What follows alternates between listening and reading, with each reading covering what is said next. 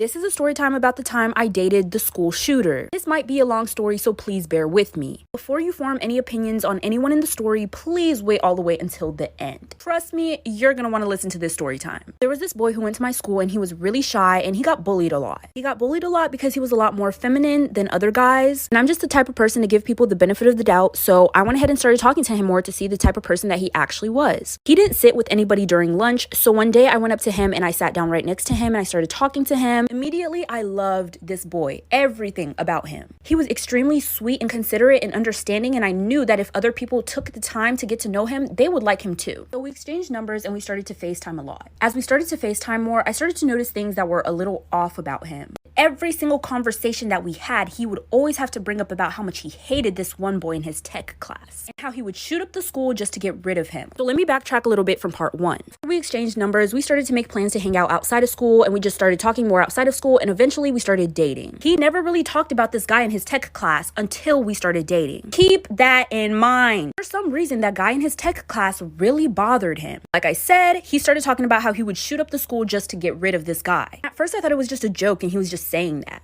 until he kept saying it. He started being so serious about it and he started planning it out and exactly what he would do when he did it. That started to scare me, and so I decided that I was going to record one of these conversations, just in case. Well, during that conversation, he said he planned to shoot up the school the next day. He said, in these exact words, "Fuck it, you know what? I'm just gonna do it tomorrow." Then he tells me to not come to school the next day. That's when I know that he was actually being serious. Immediately after, I started writing up an email to the school. So his exact plan was to use this new gun that his dad had just recently bought, and his exact goal was to get rid of that guy in his tech class, and his tech class was in the beginning of the school day. So after I wrote that email to the school about his plan and inserted the recording that I secretly took of him admitting to it, I realized that I had sent that email at around 12:05 a.m. Most of the time, the teachers don't ever email you back unless the school day has already started. That morning, for some reason, everything in my gut was telling me I sent the email too late. They're not going to open it in time. They're not going to see it in time. My mom just thought that I was sick that day, so I told her that I was going to take a walk around the neighborhood. And I totally forgot to mention that he lived in my neighborhood. I told my mom I was going on a walk, but I was actually going to his house to tell his parents. By the time I got there, his mom told me that the dad is driving him to school. I told her his plan, let her listen to the recording. So she checked where the dad put the gun and it was not there. She called the dad to tell him to check his bag.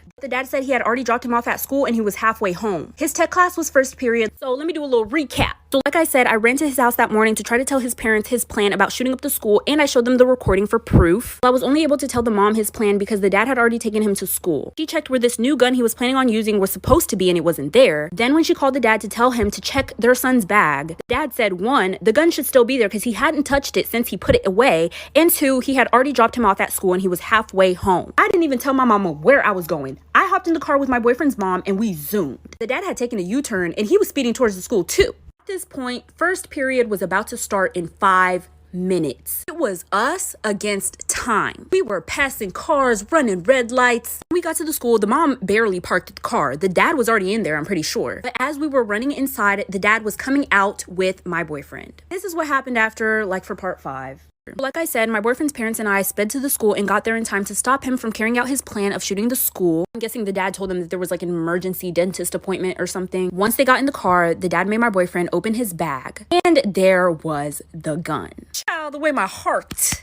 You hear that? That's how fast my heart was beating at the time. It was so hard to believe that he actually brought that gun to school, like he was actually going to carry out that plan. But from what I've seen, he was just so sweet and just does not seem like that type of guy at all. Mind you, his family was a very respected family in our neighborhood. They were super sweet. Everybody loved them. They just knew that the son was antisocial. After all this happened, I did not tell anybody about this. Like, I'm a real bitch. I did not tell my best friends. I didn't tell my parents. I didn't tell nobody. Some time had passed and I hadn't talked to him. He wasn't coming to school and I was actually blocked on all socials. Even his parents blocked me. Went to his house multiple times, knocked on the door, nobody answered. Eventually someone told me that they moved, but I still had some unfinished business. So this is gonna be me finishing the unfinished business. Like I said, him and his family moved. They didn't tell anybody anything. They just packed their stuff and they left. Everyone in the neighborhood was so confused. But I kept my mouth shut. Like I said, I'm a real bitch. I needed to find the answers as to why. Why did he want to get rid of that tech guy so bad? Well.